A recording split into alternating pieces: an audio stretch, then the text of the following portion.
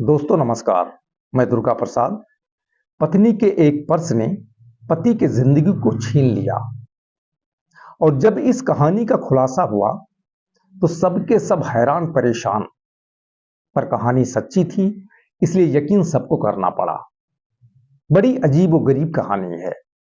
आइए इस पूरी कहानी को सुनाते हैं हम आपको।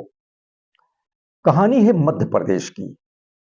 मध्य प्रदेश का एक जिला पड़ता है जिसका नाम है भिंड, और भिंड जिले का एक थाना है जिसका नाम है अटेर, और अटेर थाना क्षेत्र का एक गांव है जिसका नाम है खिरका। और इसी खिरका गांव में एक विशाल जाटो नाम का 21 साल का युवक रहता था अपने परिवार के साथ में। करीब 9 साल पहले विशाल जाटो के बड़े भाई की शादी वहीं का एक गांव है जिसका नाम है जामना, जामना में हुई थी। शादी के बाद भाभी आ गई घर पर, अपने ससुराल आ गई। विशाल छोटा था, यानी छोटा देवर था। तो विशाल और भाभी के बीच में काफी पटती थी।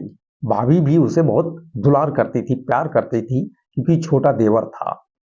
भाभी जब घर पे रहती तो विशाल ज्यादातर समय उसी के पास रहता, और भाभी जब अपने मायके जाती तो विशाल भाभी के साथ उसके मायके भी जाता, और 2 दिन 4 दिन, हफ्ता 10 दिन, जितना दिन भाभी रहती साथ में रहता। भाभी वापस आती तो विशाल फिर वापस आ जाता। भाभी की एक छोटी बहन थी, नाम था रूबी, बेहद खूबसूरत। वो विशाल से उम्र में 2 साल की बड़ी थी। करीब 9 साल पहले विशाल की उम्र करीब 12 साल के आसपास में थी, और उस वक्त रूबी की उम्र करीब 14 साल के आसपास। तो जैसे बताया कि जब भाभी मायके जाती तो विशाल उसके साथ जाता, तो वहां रूबी से उसकी मुलाकात होती। और जब भाभी अपने ससुराल आ जाती तो कुछ दिन के बाद जो रूबी थी वो अपने बहन के घर पे आ जाती। तो विशाल का भाभी के मायके में भी रूबी के साथ मेल मुलाकात, बातचीत। और फिर जब वो घर पर आती भाभी के अपना बहन के ससुराल में, तो यहाँ भी विशाल होता, यहाँ पर भी बातचीत, हंसी मस्करी, घूमना टहलना, साथ में खाना पीना, क्योंकि उम्र कम थी। दोनों के बीच अच्छी और विश्वसनीय दोस्ती हो जाती है। समय धीरे धीरे आगे बढ़ता रहता है। करीब 4 साल बीत जाते हैं। उसके बाद विशाल की उम्र करीब 16 से 17 साल की हो जाती है, और जो रूबी थी उसकी उम्र करीब 19 साल की हो जाती, 19 से 20 के करीब हो जाती है। अब दोनों समझदार हो गए थे, दुनियादारी की जानकारी हो गई थी, उसकी फीलिंग आने लगी थी।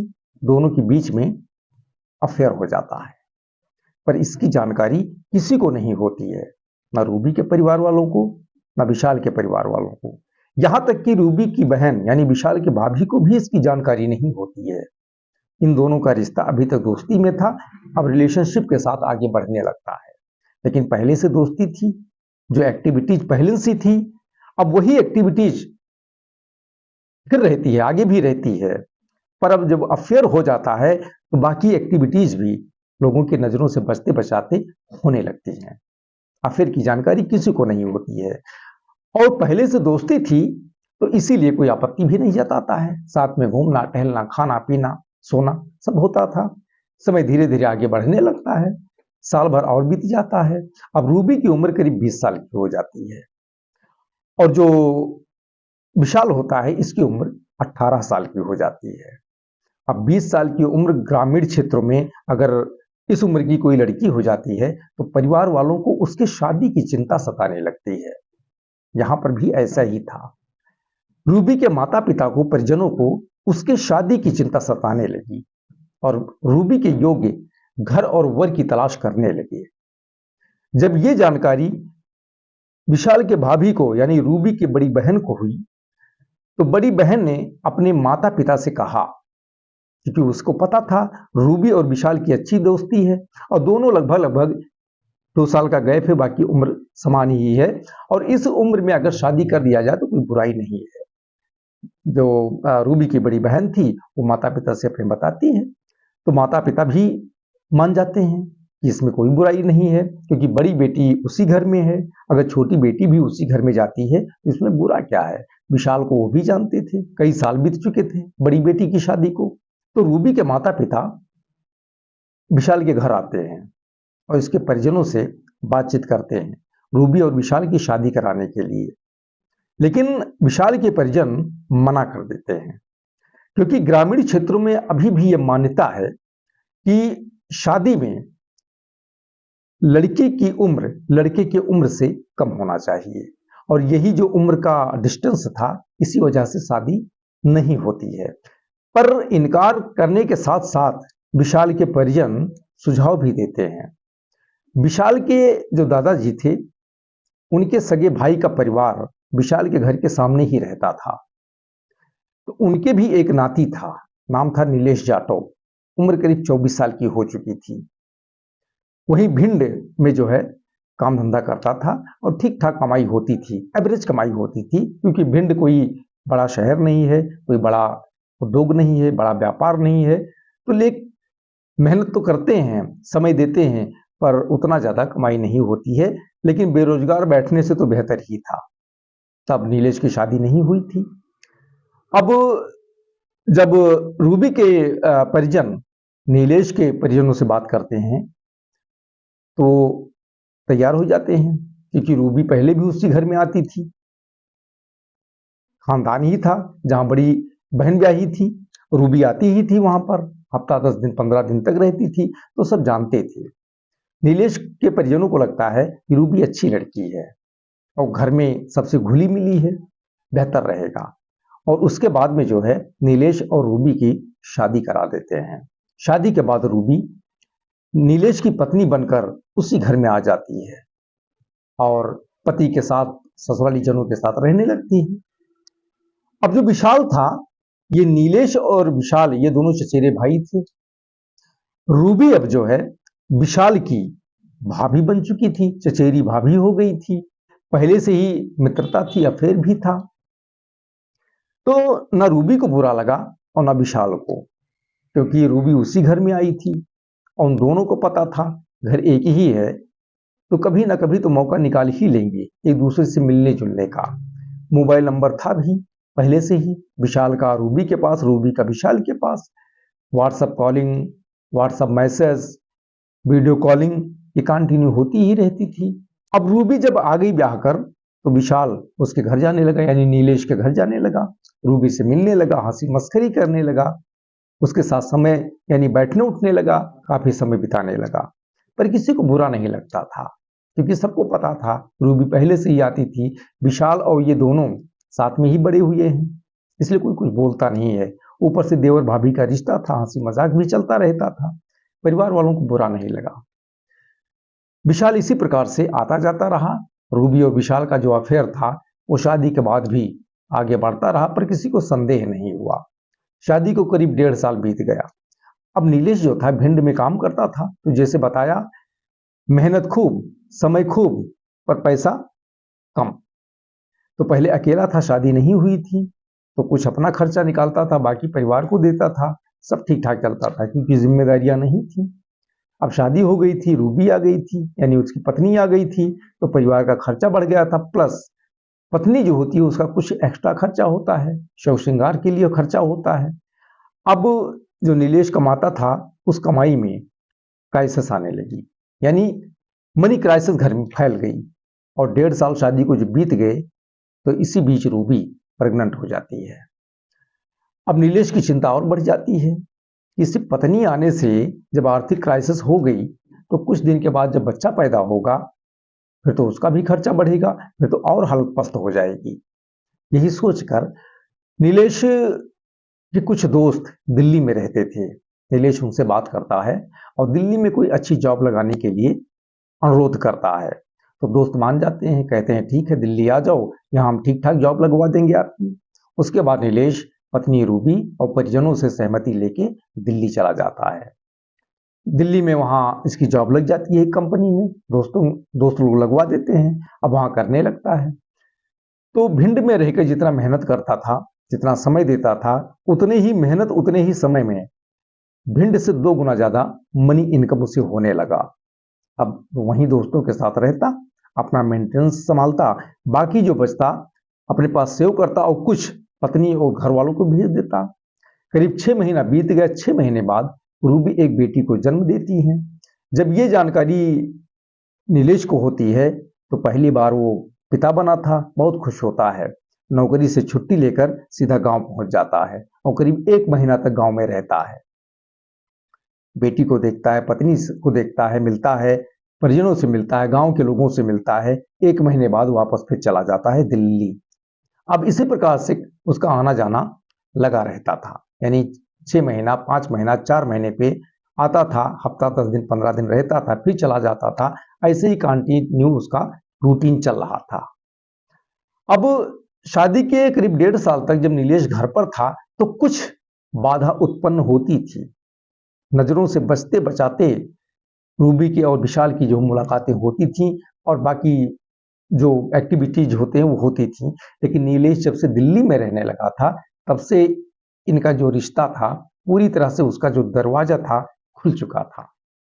कोई रोक टोक नहीं, जब मर्जी हो जब आओ, जब मर्जी हो जब चले जाओ, इस प्रकार का हो गया। संदेह घर वाली कभी करते नहीं थे क्योंकि पहले से ही दोनों की जान पहचान थी और ऊपर से देवर भाभी का रिश्ता था। रिलेशन धीरे धीरे आगे बढ़ता रहा, बेटी भी बड़ी होती गई, पर इन दोनों का रिलेशन छूटा नहीं। पर गलत काम कितना भी छुपा लो, एक ना एक दिन वो ओपन हो ही जाता है। यहां पर भी ऐसा ही हुआ। जब करीब 5 साल हो गया नीलेश और रूबी के शादी को, और 5 साल तक शादी के बाद भी इन दोनों का रिलेशन चलता रहा, गुपचुप तरीके की, किसी को जानकारी नहीं। 5 साल जब बीता तो जो परिजन थे उनको विशाल और जो रूबी थी इनकी एक्टिविटीज, जो हाव भाव थे, बात व्यवहार था, उसमें कुछ परिवर्तन नजर आने लगा। परिवार वालों को संदेह हो गया। तो परिवार वाले ना विशाल को कुछ बोलते हैं ना रूबी को, वो सीधा दिल्ली में रह रहे नीलेश को फोन कर देते हैं और सारी जानकारी देते हैं। ये सुनते ही नीलेश के पैरों तले जमीन खिसक जाती है, क्योंकि कोई भी पति हो उसे पता चलेगा कि उसकी पत्नी का किसी अन्य के साथ अफेयर है या गलत संबंध है, तो हैरान होना, परेशान होना ये तो आम बात है। नीलेश भी परेशान हो गया और फिर तुरंत जहां जॉब करता था उस कंपनी से जॉब छोड़ दिया, अपना हिसाब किताब लेके वापस अपने गांव आ गया। इसी जनवरी महीने में, इसी साल के जनवरी में, जनवरी 2026 में, अब जनवरी में जब आ गया तो घर पर पहुंचते ही रूबी जो पत्नी थी उनकी निगरानी करने लगा। विशाल को घर पे आने से रोक दिया, विशाल आना बंद कर दिया। तो रूबी को और विशाल को अटपटा लगा, पर कुछ बोले नहीं, इसलिए क्योंकि उनको यह पता था कि हफ्ता 10 दिन रहेगा उसके बाद चला जाएगा।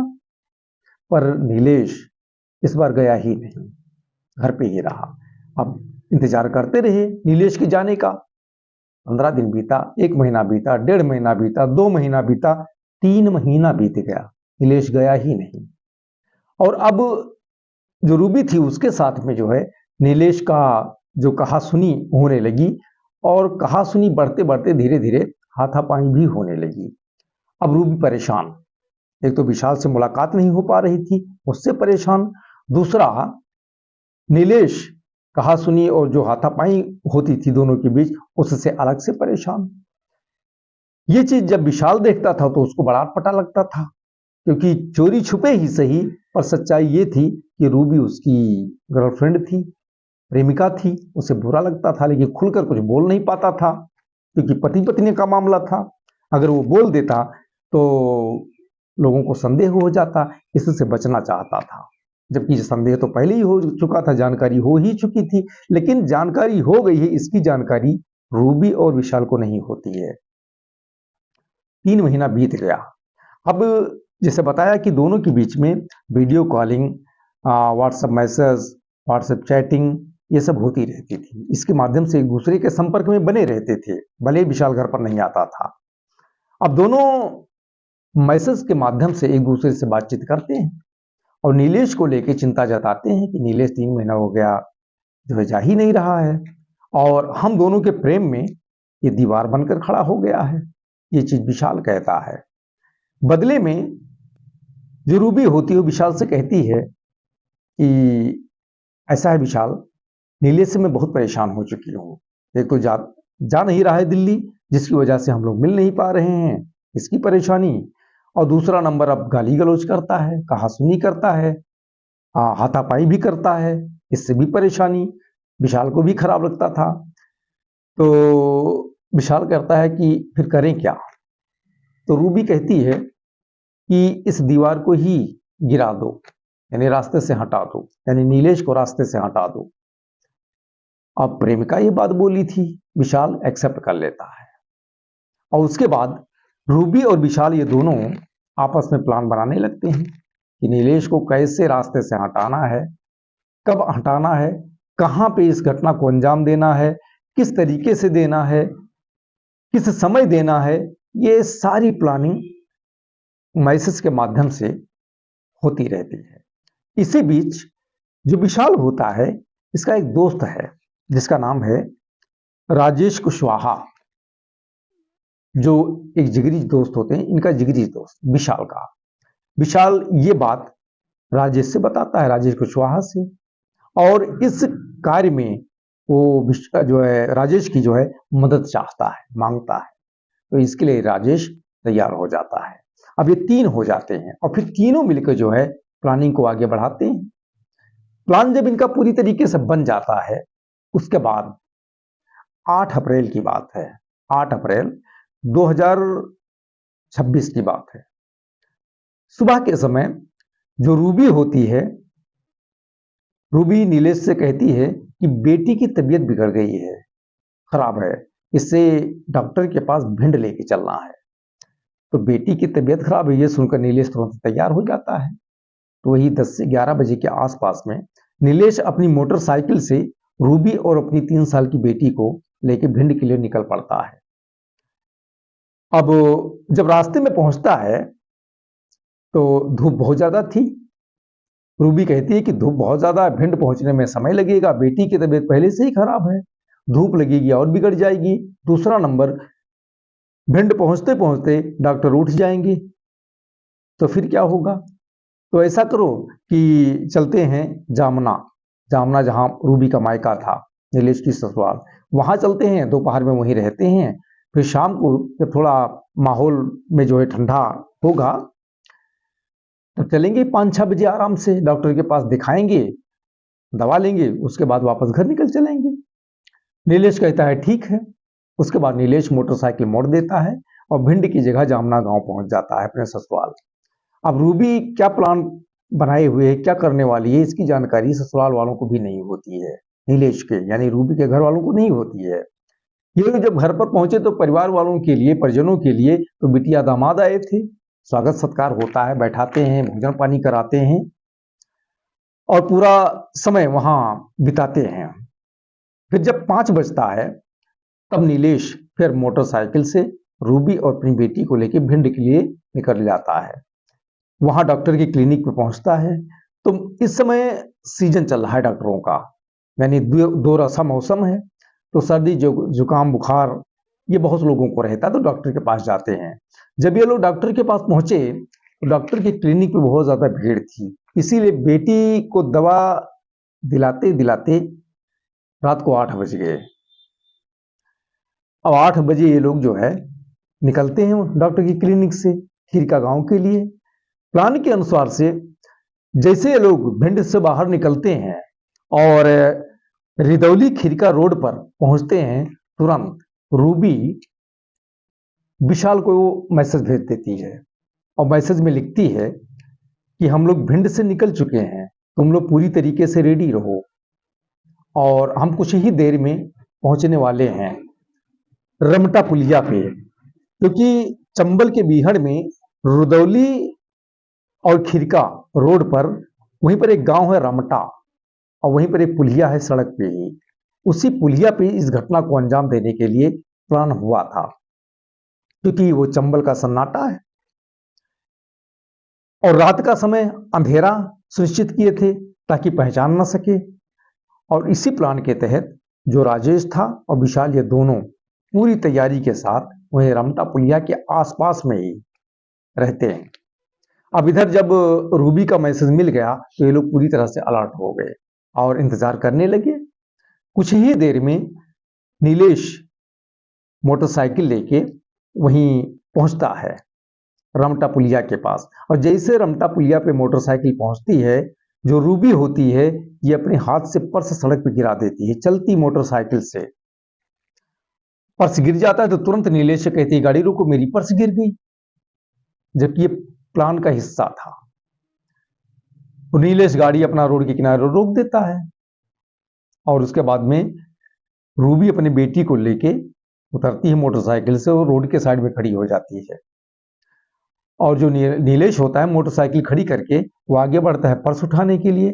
पीछे से एक मोटरसाइकिल से विशाल और राजेश आते हैं और पीछे से ही नीलेश पे वार कर देते हैं, वार यानी फायर कर देते हैं। पीठ में उसके गोली लगती है, वो वहीं गिर जाता है। ये दोनों वहां से फरार हो जाते हैं।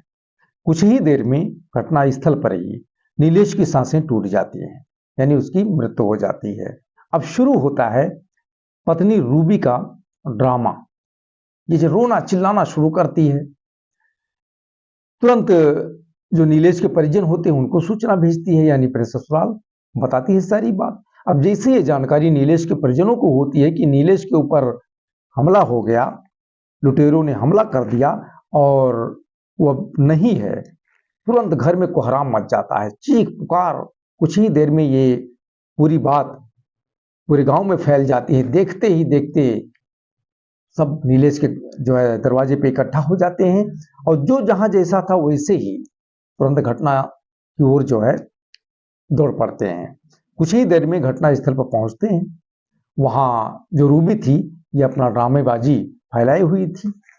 लोग उससे पूछते हैं तो बताती है कि हम लोग मोटरसाइकिल से आ रहे थे, मेरी पर्स गिर गई थी और वही उठाने के लिए नीलेश उतरे थे कि पीछे से दो लोग मोटरसाइकिल से आए और दोनों का चेहरा ढका हुआ था, अंधेरे में हम पहचान नहीं पाई और लूट के इरादे से फायर करके चले गए और जो मेरा पति है अब इस दुनिया में नहीं है, ये बात बताते हैं। उसके बाद में तुरंत पुलिस को सूचना दी जाती है। सूचना पाकर अटेर थाना की पुलिस घटना स्थल पर पहुंचती है।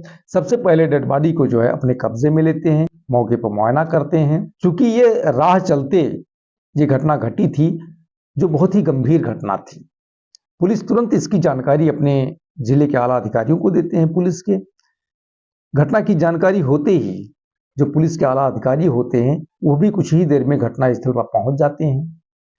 फॉरेंसिक टीम आती है, डॉग स्क्वाड आता है, स्पेशल टीम आती है, सभी अपना अपना काम शुरू कर देते हैं। वहां पर पुलिस एक बार फिर रूबी से पूछती है तो वही बात रूबी बताती है जो अपने परिजनों को बताई थी। पुलिस कुछ नहीं बोलती है कि हो सकता है बीहड़ है, ऐसा ही हुआ हो, पुलिस को कोई संदेह नहीं होता है। उसके बाद में पुलिस वहां पंचनामा करने के बाद बॉडी को पोस्टमार्टम के लिए भेज देती है। तो रात को पोस्टमार्टम होता नहीं है, अगले दिन पोस्टमार्टम होता है। उसके बाद पुलिस बॉडी को जो है विशाल के परिजनों को यानी नीलेश के परिजनों को जो है सौंप देती है और उसका दाह संस्कार कर दिया जाता है। अब घटना स्थल पर जब परिजन वहां इकट्ठा थे, पुलिस थी, तब भी विशाल वहां था, क्योंकि साथ में रहेगा तो किसी को संदेह नहीं होगा। दाह संस्कार जब हुआ है तो भी विशाल वहां पर उपस्थित था ताकि किसी को संदेह ना हो। इधर पुलिस कई टीमों का गठन करके घटना के खुलासे के लिए जो है जांच पड़ताल शुरू कर देती है। घटना काफी गंभीर थी। जो जिले के एसपी होते हैं वो जल्द से जल्द खुलासा करने वाली पुलिस टीम को जो है जांच टीम को 10,000 रुपए इनाम देने की घोषणा कर देते हैं। अब सभी टीमें युद्ध स्तर पर पड़ताल में लग जाती हैं। अब उसी पड़ताल में पुलिस की टीम एक बार फिर से घटना स्थल पर पहुंचती है। वहां बारीकी से फिर से वहां मुआयना करते हैं कि कोई बारीकी ही सही, कोई हल्का सा सुराग मिल जाए, कोई भी सुराग मिल जाए। काफी तलाशने के बाद कोई सुराग नहीं मिलता है। वहां पे पुलिस को रूबी की जो बताई गई बात थी उसमें से कुछ चीजें खटक जाती हैं, क्योंकि पुलिस का मानना यह है कि ऐसा होता है कि बदमाश जब लूटने लगते हैं उस समय विरोध करने पे वो फायर कर सकते हैं या वार कर सकते हैं। कुछ हुआ ही नहीं और बिना लूट के ही बदमाशों ने फायर कर दिया, एक व्यक्ति को जो है मौत की नींद सुला दिया। ऐसा कैसे, जबकि रूबी ने लूट का मामला ही बताया था। पुलिस को यही बात खटक जाती है। पुलिस को रूबी पे संदेह हो जाता है, पर पुलिस के पास संदेह हो जाता है। उसके बाद पुलिस एक बार फिर रूबी को थाने बुलाती है और यहां फिर से वही चीज पूछती है। तो जो घटना स्थल पर इसने पुलिस को बताया था, अब थाने में कुछ अलग बातें बताती है, यानी दोनों का मेल नहीं खाता है। पुलिस का संदेह और बढ़ जाता है। उसके बाद पुलिस उसके मोबाइल को लेती है और बारीकी से उस मोबाइल को जब चेक करती है तो उसमें WhatsApp message, chatting, video calling, सारी डिटेल आ जाती है। अब पुलिस का जो संदेह था यकीन में तब्दील हो जाता है। यहां तक कि जिस वक्त इस घटना को अंजाम दिया गया था, यह घटना घटी थी, उससे कुछ देर पहले तक जो रूबी थी वो विशाल के संपर्क में थी। पुलिस को जो है यकीन हो जाता है। उसके बाद रूबी को जो है हिरासत में लेती है और जब कड़ाई से पूछताछ करती है तो पहले तो इधर उधर की बात करती है, नानुकुर करती है, लेकिन पुलिस जब कड़ाई दिखाती है तो ये टूट जाती है और इस पूरी कहानी को पुलिस के सामने बयां कर देती है जो मैंने अभी आपको सुनाई है। जो परिजन थे नीलेश के, वो पहले ही तहरीर दे ही चुके थे। उसी तहरीर के बेस पर पुलिस जो है रूबी, विशाल और राजेश, इन तीनों पर जो है संबंधित धाराओं में केस दर्ज करती है। रूबी को पुलिस गिरफ्तार ही कर चुकी थी। कुछ ही देर में विशाल को भी गिरफ्तार कर लेती है और दोनों को स्थानीय कोर्ट में पेश करके जेल भेज दिया जाता है। और जो तीसरा आरोपी होता है राजेश कुशवाहा, सूचना मिलने तक उसकी गिरफ्तारी नहीं हुई थी। पुलिस लगातार संभावित ठिकानों पर दबिश दे रही थी। लेकिन कहा जाता है कि जो कानून होता है, कानून का हाथ बड़ा लंबा होता है और राजेश कुशवाहा ने जो जिस घटना को अंजाम दिया है वो बहुत ही गंभीर है। वो कितना भी भागेगा, आज नहीं कल वो पुलिस के हत्थे चढ़ेगा जरूर। जब इसका खुलासा पुलिस करती है और परिजनों को जब जानकारी होती है, गांव वालों को जानकारी होती है दोनों के अफेयर का और विशाल का नाम सामने आता है, सब के सब हैरान परेशान हो जाते हैं, सोचने पर मजबूर हो जाते हैं, सब हाय हाय करने लगते हैं। लेकिन अब करें क्या, घटना तो घट चुकी थी और जो घटना घट गई वो वापस तो हो नहीं सकती थी। नीलेश वापस नहीं आ सकता था, क्या कर सकते हैं। रूबी को और विशाल को जेल जाने से कोई बचा नहीं सकता था, करते तो क्या करते। अब यहां पर सवाल ये उठता है कि रूबी और विशाल नीलेश को रास्ते से हटाने के बाद शादी करके जीवन पर्यंत साथ रहने के लिए जो है प्लान बनाए थे। अब क्या होगा, अब शादी कहां करेंगे। नीलेश तो इस दुनिया से अलविदा कह गया, पर ये लोग अगर इनको फांसी नहीं भी होती है तो जिंदगी जेल में ही कटेगी। लेकिन इससे भी बड़ा सवाल ये है कि उस 3 साल की बेटी का क्या होगा, नीलेश और रूबी के, उसका क्या कसूर था।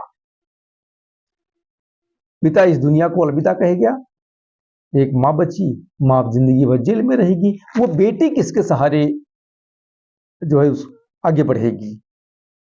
मानता हूं नीलेश के पिताजी माताजी परिजन हैं, उनके साथ रहेगी, पर बिना माँ बाप के बच्चे का भविष्य क्या होता है ये सब जानते हैं।